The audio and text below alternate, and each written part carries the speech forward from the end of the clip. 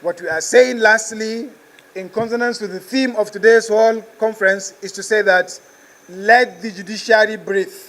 Let us see the rule of law, which must be done and be seen to be done.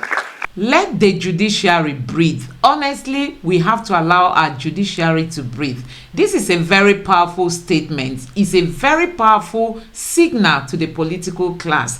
So guys, everybody knows that the president came out yesterday to say that he won this election, that those that cannot rejoice with him in victory, they are not worthy to be celebrated. Cannot accept the result of a free and fair election, does not deserve, they do not deserve the joy of victory. So guys, this group has come out to tell the political class, even the current president, to allow the judiciary to breathe. Because with this kind of statement, they are trying to influence this case that is already in court. We have to wait for the ruling to come up. So guys, let me allow you watch this video in full. We are not recruited by any party, person, or personal interests, but by our patriotism and the love of our dear nation. We are a pro-democratic and non-partisan association. It is also the exercise of our fundamental human rights to freedom of expression and press, and freedom to lawful and peaceful assembly, that today we gather here to mount this World Press Conference to talk to our fellow Nigerians and to talk to the respective arms of government that the masses have a voice in Condemning. And we will remain to be the voices of the masses, as I said, from the podium of our non-partisan efforts. We wish to achieve this.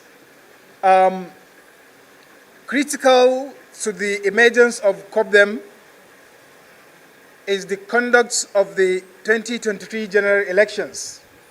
You are all aware, or you may all want to know, that out of the several reports that came out of from the observers, both local and international, there is this common call, common message, and a common evaluation of the reports that the election was characterized by political and non-political malpractices.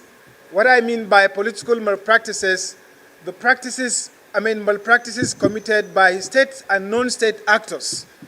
Now, with this, we feel as Nigerians, we deserve a place and we deserve another voice within us to say that we are not happy with what transpired throughout the conduct of the 2023 general elections on the ground of the many infractions in respect of the application of the enabling law, which is the Electoral Act of 2022. As recent as the Electoral Act of 2022 is, it should have been given a better face considering our own position in Nigeria as the giant of Africa, and for the years we've been in this democracy. And we believe it is out of the desire to get things right that the 2022 Electoral Act was passed. You would, from our own position here, starting with the outcome of the 2023 general elections, and then the inauguration of the incumbent government, the APC-led government, we would categorically say that, without fear of being contradicted, that our democracy has fallen down from the grass to grass. And I think you will all agree with me. Today, Nigerians across the length and breadth of the country, different levels, different backgrounds, are lamenting, as you may believe me from what my previous speakers have presented, that that woman carrying a baby on her back, that woman walking out on the street just to join the protest by Labour Party, by Labour Congress, is a message that things are not well. Our democracy ought to have protected her. Our leaders who are the custodians of this democracy, who have the power in their hands, should have protected the weakest one among us to make them feel like members of our human society. But with the face of things as they are, we are not happy. And I'm sure that woman deep down inside her will say, let the poor breathe. Part of the theme for today's conference, as generally labeled the state of the nation's democracy.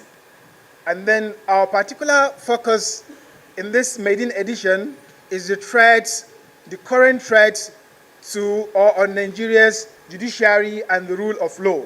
You will agree with me that the previous speakers have highlighted the importance of separation of powers, one, in which the executive, the legislature, and the judiciary, each one performs his constitutional mandate as enshrined in the Constitution. Without this, is an abuse or abuses generally across from all these tiers and arms of government, and which is telling today on the lives of the ordinary Nigerians. We will say this, that any threat on the judiciary is a threat to democracy.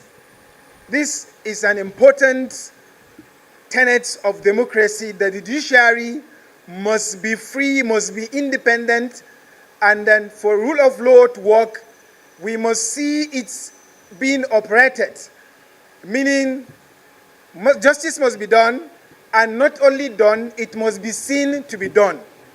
It must be seen to be done. And unfortunately today, no one here today will beat his chest and say that we believe in the autonomy, we believe in the independence of our judiciary. Now, permit me to go through some of the key things we have highlighted for Nigerians and the world to know. First, we have seen it that a senior advocate of Nigeria in a democratic dispensation will tell the world that if the judges uphold justice, there is going to be anarchy. Why not say that if the justices or the judges now do injustice, there will be anarchy? If not in Nigeria, where would you have a senior advocate saying that when the judges do the right thing, there is going to be anarchy? COPDEM and all well-meaning Nigerians are against these kinds of politically incorrect statements at the highest level. And based on this, let us call on the legal profession itself, the presidency, and all arms of government to come together and condemn these approaches and condemn such utterances before our own judges, whose life might be put into danger if perchance they take what that very lawyer is saying, because it's a democratic and it's a threat. It's undemocratic and it is a threat. Now, more so, not long ago, last week, there was a support group or a coalition of support groups of APC held in Kaduna who came out to tell the world that only God can remove Tinubu from office. Now, for the media itself to carry this is a threat to our democracy. Why do we have a judiciary? Why do we have the election petition tribunals? And why do we have all the tiers of hierarchy of courts in Nigeria? It's for justice to be done and be seen to be done. So, for any group to be given a voice to come to tell the world that only God can remove the president from his position is simply anti-democratic And in fact, this should be labeled as treason, because our constitution is the supreme law operating in Nigeria, and then we are one nation under God, but God has given us the instruments of the constitution to be used, and then the relevant laws to be applied for justice to be done and be seen to be done. On this also, we urge on all Democrats, compatriots, Condemnites, and all who are interested in an egalitarian Nigeria and society to condemn these approaches and to condemn these utterances as undemocratic. Our law enforcement agencies, too, are involved in this, because everyone must play their rules, their roles according to the game for democracy to work. Now, it is actually embarrassing for Nigeria, here right in the center of the Federal Capital Territory, for us to see two law enforcement agencies, fight each other, trying to take custody of a man who is alleged to be in the possession of firearms. And not firearms, I should use maybe in the plural sense, 1 or 2 guns. But then in the same society, in the same country, you have a bandit brandishing weapons of mass destruction and threatening genocide against a particular tribe, and yet pronouncing or claiming to be supporting a democratically elected president. With this is, I would say, an utter embarrassment to our democracy. And then that very fracas, that unfortunate incident happened right in the premises of the court, and nothing happened. Now, whether we like it or not, this is not saying well for our democracy, and we must all come out to condemn it with our loudest voices, and that's what we are doing in Condemning. Now, again, we equally urge our lawmakers to consider making the relevant legislations to support our democracy, because without the relevant, needful, and relevant legislations, our democracy is in danger. Now, and especially that judiciary that we are focusing today on is under threat. Now, we are all aware, and it is all over the social media, that a senator in the chambers of the Senate is making these revelations that he had influenced his wife on many occasions to pass judgment or to be of favor to some of his friends and colleagues. Now, for that to also come out, and even in the most noble of all our chambers, arm of government, I think it does not say well of our democracy. And it means our justices and judges, the judiciary entirely, is under threat. It is also important for us to say that we are concerned too by the plight of Nigerians today as it is. That certainly we all know from the background that we have looked at, and why even the Nigerian Labour Congress is on protest, is threatening an industrial action, indefinite one, because of the way things are going. Now, not that is our major problem. We know these things happen over time. But this time around, with the incumbent government, in less than 30 days, we witnessed the salary increment for the president, vice president, and other political holders to about 114%. Now, if these are people who have been elected to represent, to serve the people, why would they start serving themselves? It does not, resonate with common sense. Now, for us in Condemning, we believe this is very, very and highly selective. They should have started with the ordinary man on the streets. And that is our position. if the subsidy is going to be removed. Now remember that these are people who are paid on world-class salaries and allowances, while our civil servants in both the private sector and the public sector are paid peanuts that can hardly take them home. Now, within this context and after the removal of the subsidy, nobody is talking about a take-home payment. We are rather talking about, I will borrow from you. Take me out. It will not even take you out, let alone for you to go to the place of work and then have a take-home back. It's no longer the same. So this is unfortunate, and we call on the executive to reconsider this position and do something as a matter of urgency to bring out the ordinary people who voted for this government out of the condition that they are in.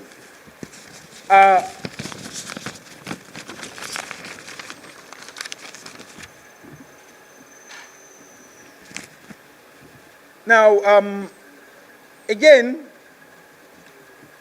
you are all aware that our democracy today, as it is not working for us, but it's virtually working for some people. Now, we want it to work for everyone. That is our voice. Let us all benefit from our common resources, our common institutions, or what we locally or popularly call dividends of democracy. Now, we want to urge on the executive, who have the power to actually make things work, to consider all the necessary infrastructures that are supposed to make Nigeria a place to live. Our roads are in what they are. They should not be as bad as our democracy. Our hospitals that should reflect our own collective concern for our health sector should be in the shape that reflects the well-being of our democracy.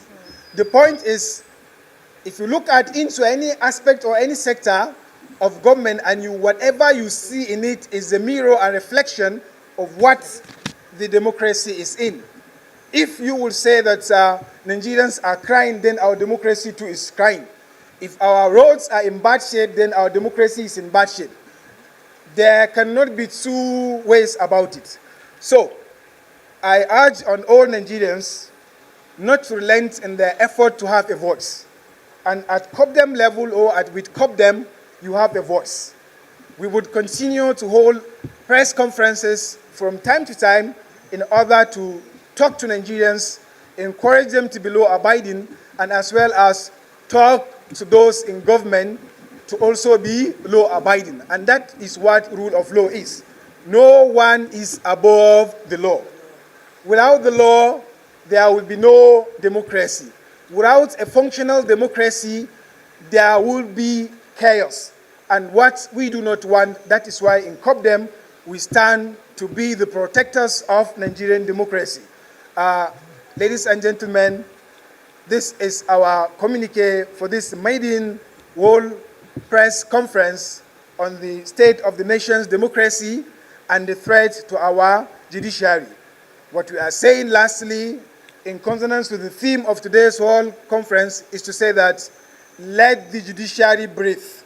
Let us see the rule of law, which must be done and be seen to be done. Thank you one and thank you all. God bless.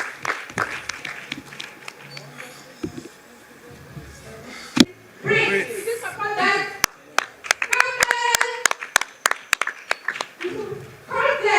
Well done. Condemn. Very nice. Great democracy. Condemn. Protect democracy.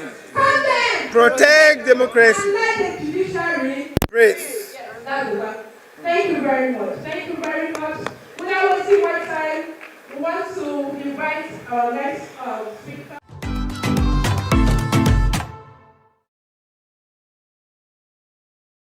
Yes, the judiciary must be allowed to breathe. The political class, the president of Nigeria, they should allow the judiciary to breathe. Allow them to make their ruling. They should come up with their judgments. They should not cite anybody. So guys, let me know what you think about all this in the comment section below. Please don't forget to subscribe and turn on the notification bell. Thank you.